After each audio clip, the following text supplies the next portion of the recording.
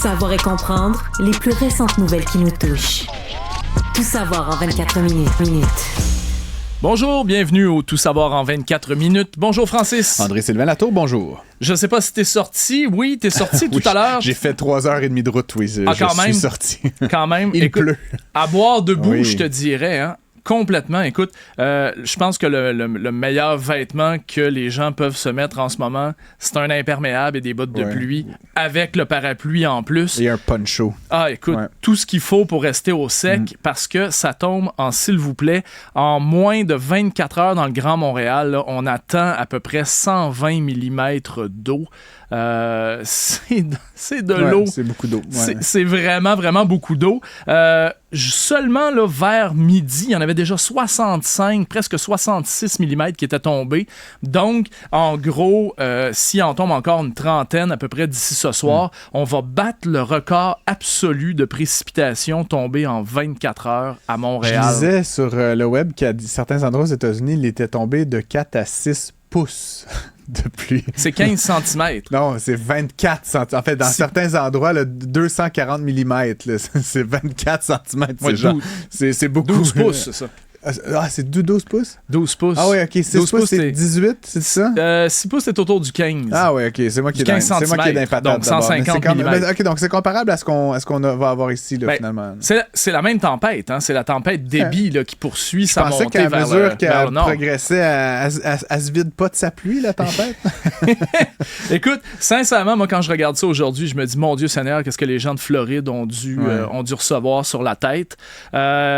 Je te rappelle que le 8 novembre 1996, c'est le record qui menace d'être battu. Okay. Il était tombé 93,5 mm de pluie en moins d'une journée. Et là, on est à 66 à la mi-journée, là, c'est ça? On est à 66 à midi. C'est ça. Et là, puis ça continue de tomber. Donc, il manque à peu près là, 30 mm. Et puis, on devrait défoncer ce record. Je touche du bois. Moi, à la maison, pour l'instant, tout va bien. Mais je voyais des images là, de gens dont les sous-sols sont complètement vides, des rues complètement impraticables, comme on voit à l'écran pour ceux qui nous regardent. Ben oui. Je t'amenais là, justement. Ouais. Je t'amenais là, justement. Il y a des Montréalais. Écoute, ça fait la deuxième fois en un mois qui sont inondés. Grosse pluie là, il y a quelques semaines. Exact. Les journalistes de TVA Nouvelles, Journal de Montréal, ont rencontré des citoyens, des résidents de la rue Normanne dans l'arrondissement Saint-Laurent. Écoute, il y en a un qui dit c'est la deuxième fois en un mois et la quatrième fois en 3 ans. Donc, écoute, les images là-dessus sont absolument invraisemblables. Tu as les stationnements qui descendent de la rue, vers la maison. Donc, forcément, tu n'as pas seulement l'eau qui s'écoule naturellement, tu prends également l'eau du terrain, puis au lieu de l'envoyer vers la rue, tu la ramènes vers la maison. Ouais. Donc, c'est sûr que les drains, à un moment donné, sont à surcapacité. Il y a un de ces propriétaires-là qui a dit aux journalistes, écoutez, moi, j'ai carrément déménagé ici pour être capable de surveiller mon building en cas d'inondation. Puis l'autre a dit, moi, je ne loue même plus le 3e appartement du bas parce que il est tout le temps plein d'eau. Ça doit engendrer plein de problèmes de moisissure. C'est parce que tout est à recommencer à chaque fois. À chaque fois. Et ça, c'est un des trucs, moi, qui m'a un petit peu fait sourciller. Avec Benoît Dutrisac, on avait fait, pendant la saison régulière, une dame qui habitait Montréal-Nord et qui s'était fait retirer, entre guillemets, pas entre guillemets, elle s'était fait retirer l'accès à son stationnement devant chez elle par la ville. La ville avait refait le trottoir, puis au lieu de faire, tu sais, là, les trottoirs pour permettre de rentrer, il avait tout simplement fait un trottoir de 4 pouces de haut, puis il avait dit, t'as pas le droit d'avoir un stationnement parce qu'il mène pas à un garage. Et là, je trouve qu'on est un petit peu dans cette logique-là où le fait de pas... Là, je sais pas si c'est le cas dans Saint-Laurent précisément, mais je sais, moi, pour avoir eu un stationnement en pente vers la maison, ça cause énormément de problèmes. Donc, si tu veux soulever ça et éviter ce problème-là, ben forcément, tu dois remonter ce stationnement-là. Mais la ville veut peut-être pas. Et là, tu vas perdre ton statut. Donc, ils sont comme pris dans un cercle vicieux. Clairement, il va y avoir certainement des décisions qui vont s'imposer dans ces cas-là, surtout 4 fois en 3 ans, tu dis. 4 fois en 3 ans. Ça peut pas être ça. Ça peut pas être ça la norme, là, qu'à tous les ans, tu as une inondation. Tu sais, la première fois, c'est vraiment plate. Vraiment plate. Mais généralement, tu es assuré. Ouais. Donc, l'assurance arrive, puis dans le 24 heures, 48 heures, ils ont tout arraché. Exact. Ils font sécher ça, puis après ça, tu es assuré pour la reconstruction. Là, tu as l'expert qui vient, qui t'émet un rapport sur les causes. Et là, l'assureur dit, moi, je t'assure plus pour ça. Moi, je t'assure plus pour ça. Puis celui-là... Puis la deuxième fois, puis la troisième fois, là, c'est à tes frais. Ouais. Exactement. Donc... Ces Montréalais-là se sentent vraiment découragés. Ceci dit, là, si ça t'arrive comme ça, tu sais, il y a des façons, là, je veux dire, tu sais, l'eau, elle vient de quelque part, là, je veux dire, puis oui, il pleut énormément, là, mais je veux dire... C'est pas... Il y a un problème de drainage à quelque part. Le drain français, tu dis la pente de trucs. Ou peut-être le drain de la ville. Le drain de la ville. Mais tu sais, justement, là, je pense qu'il faut aller aux sources racines puis trouver. Puis tu sais, après, des pompes, il y en a qui pompent beaucoup d'eau. Là. Ça coûte peut-être plusieurs centaines, voire milliers de dollars. Mais je veux dire, à la fin, si à chaque 3 mois, t'as 4 pieds d'eau dans ton sous-sol, et moi, en tout cas, c'est peut-être mon petit côté résolution de problème, là, mais tu sais, j'aurais envie de dire, à un moment donné, c'est aussi à toi de prendre sur toi d'anticiper ça. Là. C'est pas comme, je sais pas, c'est pas soudain, c'est pas, tu sais, c'est comme, c'est quelque chose qui se répète, là, dans ce cas-là. Effectivement. Donc, il faut trouver la cause puis la défaire avant que ça survienne de nouveau. Après, je sais pas, ces gens-là, si on les ces moyens-là c'est ça, c'est que ça coûte extrêmement cher. Voilà, c'est comme une spirale un peu infernale. Là, exactement. Puis si c'est la ville, à ce moment-là, qui est en cause, là, tu rentres les délais là-dedans. Fait que même si toi, t'as fait les travaux correctement, si la ville, disons, le système d'évacuation de la ville est pas adéquat. Parce que ça a l'air vraiment régionalisé. Là. On parle d'une rue, une quarantaine de très étonnant de tout ça, évidemment. Puis on leur souhaite courage pour la suite. Il va pleuvoir jusqu'à minuit.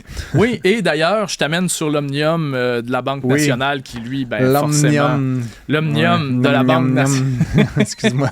Pardon, les gens, j'aime beaucoup le tennis. C'est ça. Donc, malheureusement, tout a été annulé aujourd'hui. Il y a quand même des irréductibles qui sont présentés sur place, au stade. Ouais. Et puis, je sais pas, ils espéraient, je veux dire, on se croise les doigts. C'était annoncé, là. Oui, c'était annoncé, mais l'organisatrice Valérie Tétrault a dit, écoutez, on pensait qu'il allait peut-être avoir des accalmies là-dedans. Pendant 1 heure ou 2, il aurait pu avoir un peu de tennis. Exactement, mais malheureusement, ça n'a pas été le cas. Qu'est-ce qui se passe dans ce temps-là? C'est reporté à demain, dans le fond? Oui, mais ça devient un casse-tête parce que là, tu sais... Les matchs de demain sont reportés au surlendemain, puis tu peux pas faire jouer 2 matchs dans la même journée à un joueur. Là, ça serait pratiquement impossible. Là. OK, mais mettons qu'il pleuvait 4 jours de suite. Ah ça, c'est une bonne question. C'est déjà arrivé, ça doit... Je sais pas. C'est une excellente question. Mais ce que ça amène, justement, comme questionnement, c'est un nom dans un chapeau, puis tu lui donnes un trophée. Oh mon Dieu. Arrête. Tu me ramènes à mon baseball quand j'avais 8 ans. non, mais tu sais, pour de vrai, ça arrive là, des fois qu'il peut 4, 5, 6 jours de suite. Là, je veux dire, ça doit leur gâcher le party pas mal. Il y a plusieurs stades qui sont couverts. Okay. Et tu sais, le débat ici à Montréal se pose année après année quand on a des températures comme ça. Faut-il couvrir le stade, oui ou non? Parce que là, il me semble qu'ils annoncent encore de la pluie dimanche. Là, fait que là, à un moment donné, si c'est pour être comme ça tous les 2 jours, ça va être compliqué pour les gens du tennis. Évidemment. Et tous ces champions-là s'en vont aux États-Unis après pour un autre tournoi. Donc, il y a comme une date limite. Puis, je veux dire, la finale, les billets sont vendus. Là, la finale, tu peux pas la repousser. C'est généralement le dimanche après-midi, je sais pas quoi. Là, donc, voilà. Écoute, si jamais ils tirent au hasard dans un chapeau, je leur donnerai mon nom. Bon tennis demain, en tout cas. Et ça va être une journée radieuse ce week-end là, de samedi. Fait que, voilà. On va toucher du bois pour que ça reste comme ça. Ouais. Actualité. Des images absolument épouvantables que je veux te montrer. C'est un écrasement d'avion de ligne. Ça s'est produit au Brésil. 62 personnes se trouvaient à bord. On parle ici d'un ATR 72. Il s'est écrasé à peu près à 80 km au nord-ouest de Sao Paulo. Je ne sais pas si tu l'as vu pour les gens. Je le décris. C'est un avion à hélice et il est tout simplement décroché. Donc, ça veut dire ça qu'il n'y a plus la portée de l'air, il tombe comme une roche. Les gens ont... Écoute, ça n'a pas encore été confirmé, mais quand on voit les images, là, c'est facile de s'imaginer qu'il n'y a pas de survivants. Non. Et c'est assez terrible comme image, hein, quand même. Quand même, tu sais, je veux dire, c'est... Je le dis, je le précise quand même, l'avion, c'est toujours le moyen de transport le plus sécuritaire au monde. Mais malheureusement, des fois, on n'est pas à l'abri d'un accident comme celui-là. Moi, sincèrement, tu sais, des images de crash d'avion... comme un hélicoptère. Oui, puis il tombe, comme il une est roche, sur place. Là, c'est sur ça, place. Là, donc, tu sais, il a vraiment décroché complètement. Des fois, on voit, là, comme, je sais pas, là, il tombe d'un côté ou, tu sais, je sais pas, là, il pique du nez, mais là, c'est vraiment là, comme... c'est assez spectaculaire. Une spirale infernale. Écoute, c'est sûr et certain qu'il va y avoir une enquête dans toute cette histoire-là. Évidemment. Tu sais, à chaque fois qu'il y a un crash d'avion, il y a toujours une quête d'explication pour prévenir d'éventuels accidents similaires.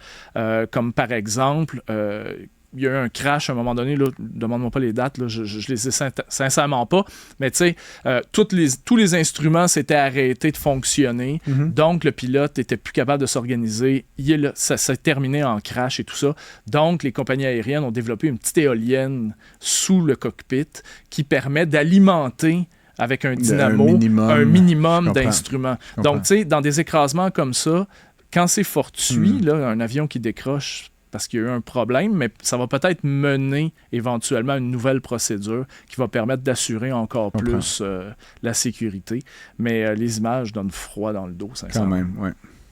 Savoir et comprendre, tout savoir en 24 minutes. Et ce qui donne froid dans le dos aussi, c'est la hausse inquiétante des décès sur le travail au Québec. Oui, j'ai vu ça, que c'était comme un été terrible là, pour la santé et sécurité. Hein? C'est épouvantable. Depuis la fin avril, il y a 18 travailleurs qui sont décédés sur leur lieu de travail. Ça, ouais. 18! Et écoute, le Journal de Montréal a fait la liste et je lisais ça, je vais t'en donner quelques-uns, tu vas voir, ça n'a absolument aucun bon sens. Des fois, tu te dis, ben voyons donc, comment ça se fait que la sécurité était aussi déficiente que ça sur un chantier?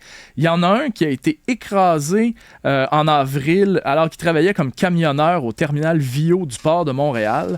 Un qui a été happé mortellement. Il y a un autre pauvre homme qui est resté coincé sous une cabine dans des locaux de son entreprise. Un électricien qui a reçu une décharge électrique mortelle. Un élagueur récemment, un jeune élagueur qui lui aussi a reçu une décharge électrique. Happé par une chargeuse sur un terrain industriel. Je te rappelle, en juin, la poutre de métal qui était tombée d'un 61e étage à Montréal. Là, exactement. Il avait tué la personne sur le champ. Oui, Vito Fundaro, qui, écoute, il n'y a aucune chance. Un autre homme écrasé sous un chariot élévateur, écrasé mortellement par un camion qui faisait marche arrière. Il a été coincé entre la remorque du poids lourd et le quai de réception. Sincèrement, là, il faut que les entreprises, quand même, il faut que...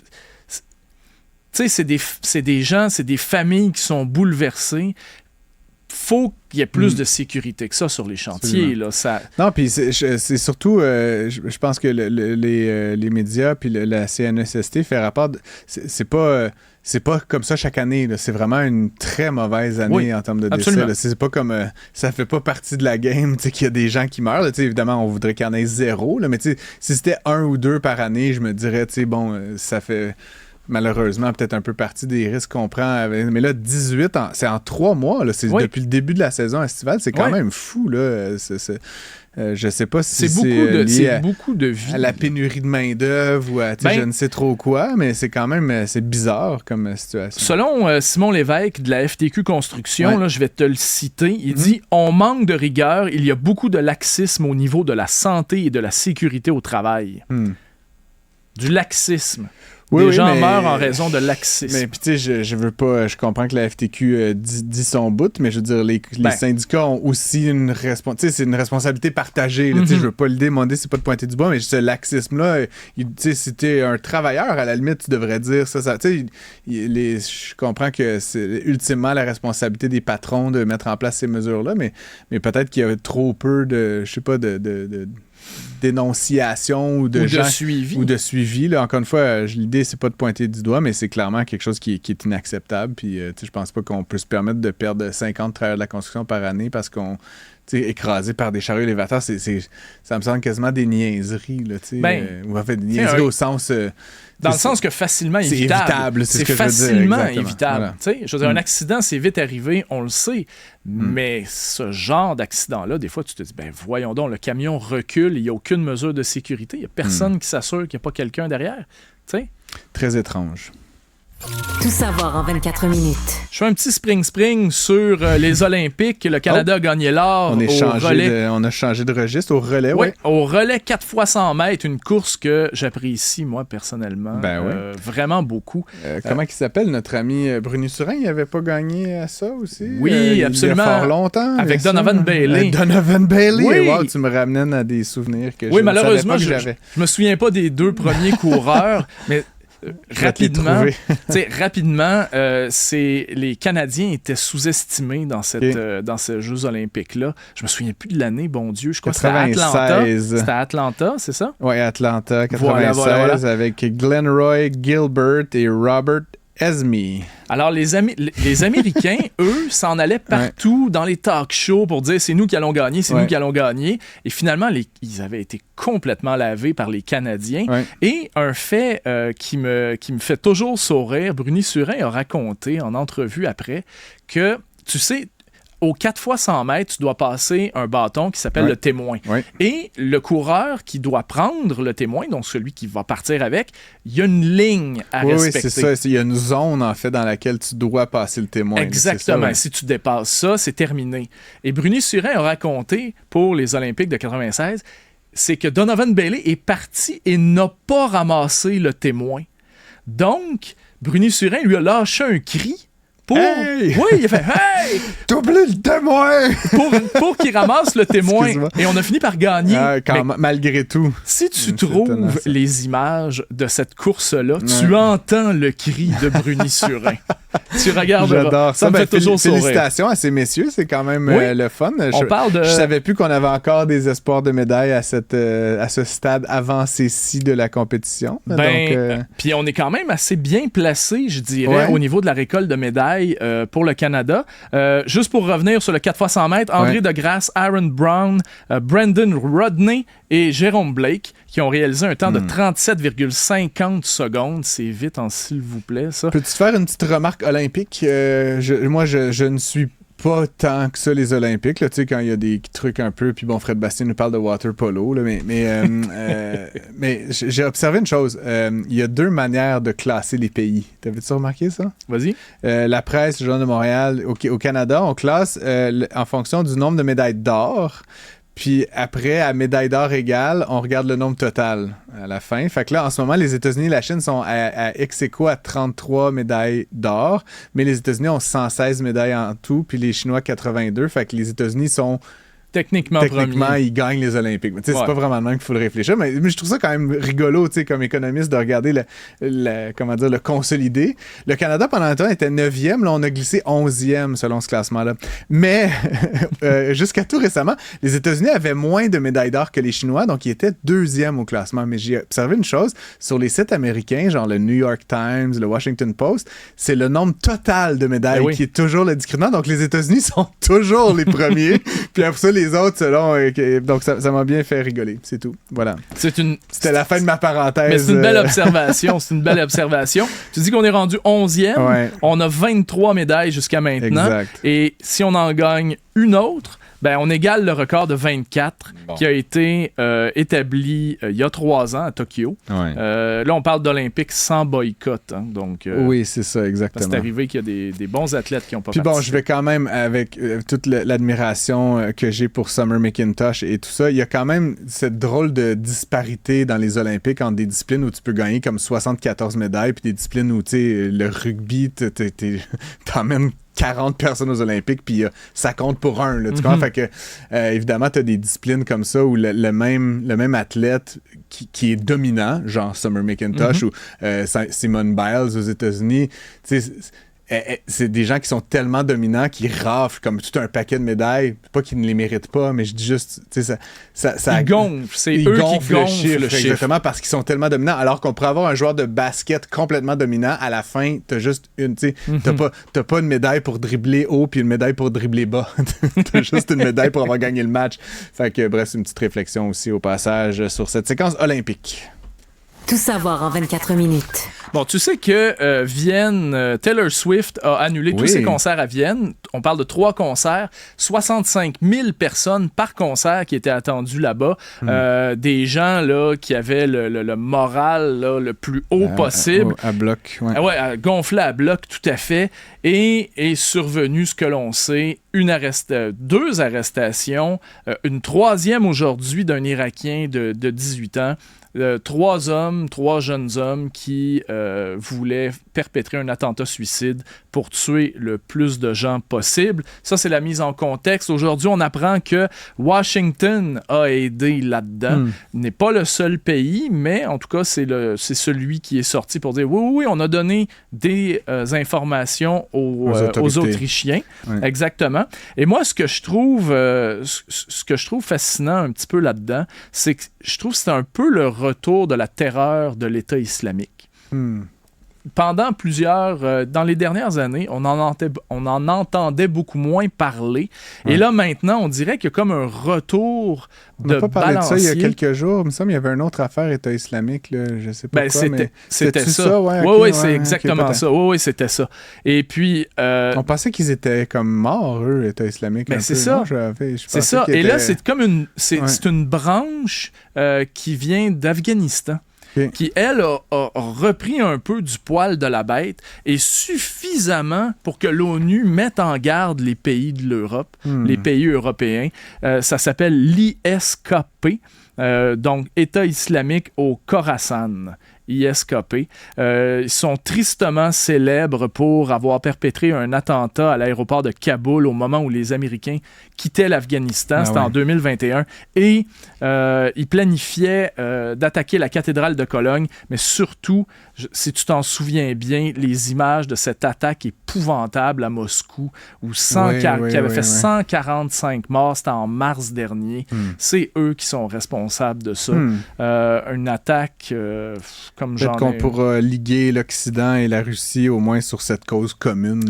Là-dessus, ça pourrait nous faire peut-être une petite cause à défendre ensemble, puisque c'est pas vraiment l'amour de part et d'autre de cette pour établir des relations, souvent, ça prend un point commun. Effectivement, ça pourrait George peut-être... Orwell l'a bien écrit dans 1984, d'ailleurs. Actualité. C'était pas la paix, c'est la guerre ou une affaire de même? Je te suis là-dessus. La guerre, c'est la paix, en tout cas. Bref. La région de Koursk. Donc, je reste en Russie. Les Ukrainiens sont rentrés là. Ouais, j'ai vu ça. Étrange. Oui, étrange. Comme un peu, genre, ils sont rentrés par le côté. Ils ont découvert une brèche et dans la ligne... Dans la ligne de défense. Et ce qui est extraordinaire, je trouve... écoute, je vais te donner la raison qui aurait créé cette brèche-là. C'est la corruption. Alors, en Russie, les Russes auraient payé 3 milliards de roubles à une entreprise pour construire des dents de dragon et des fortifications. Mais la compagnie a pris les roubles puis ils n'ont rien fait.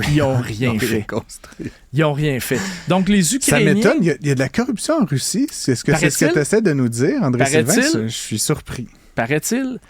En gros, les Ukrainiens ont envoyé de 3 à 5 000 soldats seulement. Donc, ça ne sera pas suffisant, selon un expert, pour tenir le fort, c'est le cas de le dire. Olivier Védrine, qui a été en entrevue à TVA Nouvelles, lui, il dit, écoutez, 3 à 5 000 soldats, là, pensez pas qu'on va tenir le fort ben longtemps.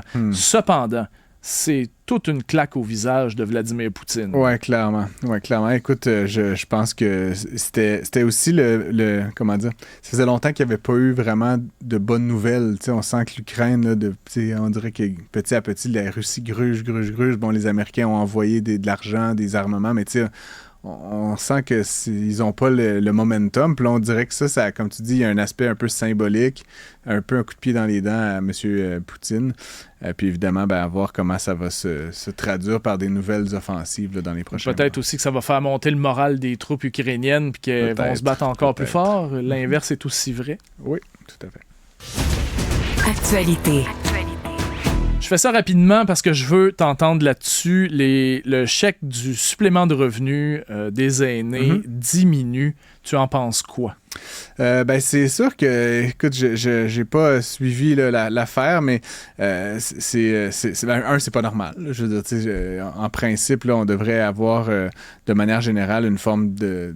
Puis c'est l'esprit de toutes ces mesures-là, une forme d'indexation là, des fonds qui sont donnés aux individus, surtout des personnes âgées qui n'ont pas nécessairement d'autres ressources, etc. Donc, pour moi, qu'il y ait un problème, ça semble être un problème, là, je sais pas, dans la formulation de la politique. Là. Donc, on n'a pas intérêt, puis je pense que ni politiquement, ni économiquement, on n'a pas intérêt à lâcher ces individus-là qui en ont souvent le plus besoin et qui s'attendent à ça, là, de manière un peu légitime. Donc, c'est ce que j'en pense. Là. C'est pas des... Comment dire, c'est pas des gros montants, mais je pense que justement, quand tu as 78 ans puis que tu gagnes juste ça, 20 ou 30 $, c'est la différence entre boucler ton budget à la fin du mois et ne pas y arriver. Là, 20 $ aujourd'hui, c'est à peu près 3 pains. Hein? Ouais, c'est à peu près 3 pains tranchés. Ouais. Fait que je suis assez surpris d'avoir lu cette nouvelle-là. Puis encore une fois, là, j'avais cru comprendre que tout ça était indexé, puis même indexé, pas juste pas un chiffre magique, là, vraiment à l'inflation. Donc là, d'apprendre qu'il y a eu des variations à la baisse, c'est choquant, là, tout à fait. Là. Et je termine très rapidement en disant que selon le Washington Post, Donald Trump trouve que ce n'est pas juste qu'il ait battu Biden et qu'ils doivent maintenant battre Kamala Harris. Tu peux pas finir le 24 minutes en me parlant de Trump. Là, je pourrais me lancer dans une litanie de 8 minutes, mais malheureusement, c'est pour ça que je le fais. C'est tout le temps qu'on avait. Résumé l'actualité en 24 minutes. André Sylvain, c'est mission accomplie. Merci et à lundi.